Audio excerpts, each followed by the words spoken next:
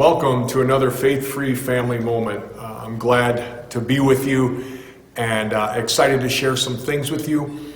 As you have heard, I trust that this next Sunday, the 31st, we'll be once again joining corporately. And so I just wanted to encourage you, I guess, to consider some things as we get together. And I want to have an honest conversation as we move to open the doors for corporate worship this Sunday. As elders, we've asked multiple times when we should resume Sunday corporate worship here at the church building. It hasn't been an easy decision. We've not made this decision lightly. And there's some factors we've considered. First of all, legally, what do our governing authorities say? Romans 13 tells us we're to obey our governing authorities. We want to honor that. We desire to be good citizens. We follow the rules that the government has laid out for us. And we wanted even to take the extra step of not opening right away, but even honoring the original May 26th safer at home order. And we've done that. And so legally, we wanted to make sure that we were obeying our governing authorities. Even when the state Supreme Court invalidated Governor Evers' order, we still feel we've honored the original order. And so we understand there's many differing views here, and some are very passionate about their view, and whether it's government's role in this or the conflicting reports on the severity of the virus. And so I'm not going to go into any of that. I just want you to know as a leadership where we're coming from. And so legally, we feel we've honored and are obeying our governing authorities over us, and specifically now in Chippewa County. And so we've also considered safety. It's our calling to protect the flock as an elder board. And so how do we do that? Though the safer at home order is no longer in place, the COVID-19 is still present. And you might look at the stats and say, well, it's not very present in Wisconsin or in our area, and that's true. By God's grace, it isn't as prominent here as in other places. It still is present. And so we wanted to consider some things regarding safety. We know that it's passed on by human contact, and so there's some validity in limiting that. And so we want to just do it safely. And we want to also get to the point where that we can worship focusing on God and not distracted or fearful. And so we want to make sure that when you come to worship here at the building, that you feel safe, that we've taken some precautions that will limit or at least help facilitate the virus not spreading. And there's no iron-proof guarantee. There's no church, no gathering, whether you go to Walmart, Menards, wherever you're going, there's no guarantee that you won't pick up the virus. And some of you may have already had it and just didn't even know it. But we can take practical steps. We want the body, the flock, to be safe. So if you're sick in any way, please stay home and worship online. I can't emphasize that enough. Please show restraint. And in regard to that would be really helpful. If you're high risk, I think you really need to evaluate whether this is something you can focus and worship. And I just can't emphasize this enough. Listen to your doctor. I know there's a lot of medical opinions out there, but I'm just going to emphasize this because I'm listening to my oncologist. Listen to your doctor. Your doctor knows you. And so I would just strongly encourage, if you're not sure what your doctor thinks, please contact them. And I think that's really, really important to honor what your physician says. I think that's a prudent step and a wise step. We've not only wanted to legally consider things and also regard to your safety, but also love. What's a loving thing to do? And I'll just say right now, forgive me if I go a little long, but I really want this to communicate where we're at with this, especially as Sunday approaches. What's a loving thing to do? Jesus said, all men will know you're my disciples if you love one another. And so how do we love each other? I'd like to read from Philippians, because to me this is a really key verse regarding this.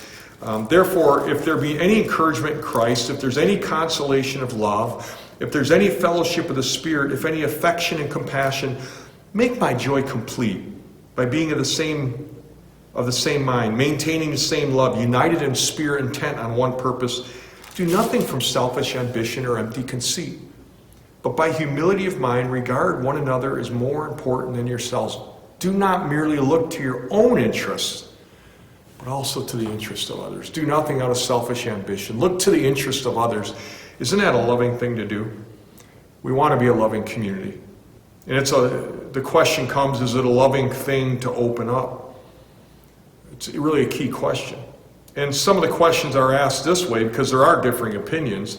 Is it a loving thing to allow people to remain in isolation and battle depression? Is that a loving thing to do? Is it a loving thing to not make available corporate celebration? Is that a loving thing to do? Is it a loving thing to possibly expose others to the risk of this virus by joining together? And so you can ask this question from a lot of different directions, and so you can see this isn't a very easy question to answer. But ultimately, we want to know, is it a loving thing to do? And we feel it's a loving thing to do as long as there are precautions and protocols in place. And which brings us to the next issue. Our witness, one of the next issues is being careful as we open up. And before I get to that, I also don't want to skip over what's our witness to our community like. If we open up, are we being careless in the eyes of our community? What do those we're trying to share the good news of Jesus Christ with, and those we're engaging in good deeds with, what do they think? And I think by waiting the extra 2 weeks, I think we've communicated something. We didn't rush to this, but we took prudent steps. And I think as our community looks at us, I don't think we've in any way or are damaging our witness. Again, if anything, the fact we waited a couple more weeks has probably communicated a caution and a wisdom to our community. We trust that's been the case. But again, as we do, we want to also do it carefully. And so what will it look like for you to come this next Sunday? So you pull in the parking lot, what will it look like? Well, for one, we're just going to continue to encourage this idea of social distancing. That's something that seemingly across the board, doctors, the medical field are telling us is be very careful. And it's not just about 6 feet. Again, if you're sick, it's about not exposing others to that sickness. It's about not touching your face and then touching other people. It's being cautious about touching other people, period. And so it's as simple as sneezing in your arm and just moving away from people in that way. So social distancing isn't just about the legalism of being exactly 6 feet away. You need to be careful. As you come, we're going to have the doors propped open. You shouldn't have the same people handling the door. As you walk in, there will be a table where you can grab your own bulletin. There will be hand sanitizer there. There'll be other stations throughout the foyer where there'll be hand sanitizer as well. We're going to limit the amount of the building that you can go to the entryway, the restrooms, the foyer, and the sanctuary. We want to limit exposure or places at this point where potentially you could be exposed to that virus. We're also going to discourage children on the playground. Parents, we really ask you for help here. We're not going to have the playground police out there. We don't feel that's our job. We do want to communicate. We do feel it's our job to protect the body. And so we encourage you to keep an eye on your kids. And just as far as the church facility and property, we'd prefer you not be on that at this point. Very hard for us to sanitize and keep that clean and to somehow monitor that. And so we would just prefer your help with that. We want to be careful. As you come in, you'll have, as I said, bulletin, sanitizer. There won't be as many chairs in this sanctuary, and they're new chairs. And so as much as we're able to keep them spread, and also our ushers will help to keep you spread out a little bit by families and individuals as much as we're able and as you're comfortable. If you're high risk here, we're going to do everything we can to make sure that you're able to be distant from others. And so we're going to do all we can to reasonably provide protocols that will help keep us safe as we're able, and as safe as, again, there's no foolproof method, I'm sure, but we're gonna take reasonable, cautious steps. There will be masks available should you not have one or forget yours, and there will be masks available. We're not going to mandate them. However, we strongly encourage you to wear them, and again, to keep that distancing factor, especially if you choose not to wear a mask, or you have or it makes it difficult because of another physical challenge you have. So, but again, we're going to strongly encourage that, just to be safe and to be careful. We want to do that. And so I say all this today, not to ramble on, but I just wanted you to know our heart as leaders and what you can expect this Sunday. And so hopefully I've clarified some things and I haven't confused anything.